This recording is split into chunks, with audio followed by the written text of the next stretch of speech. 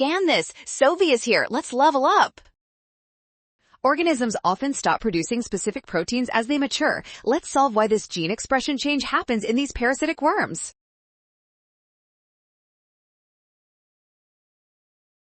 Protein production is primarily regulated at the transcription level through specific proteins. We must identify which mechanism naturally prevents the gene from being copied into messenger RNA during later life stages.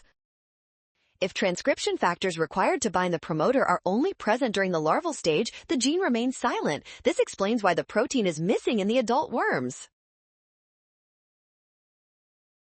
Option A is incorrect because the genetic code and codon order do not change. Therefore, the presence of specific transcription factors is the key.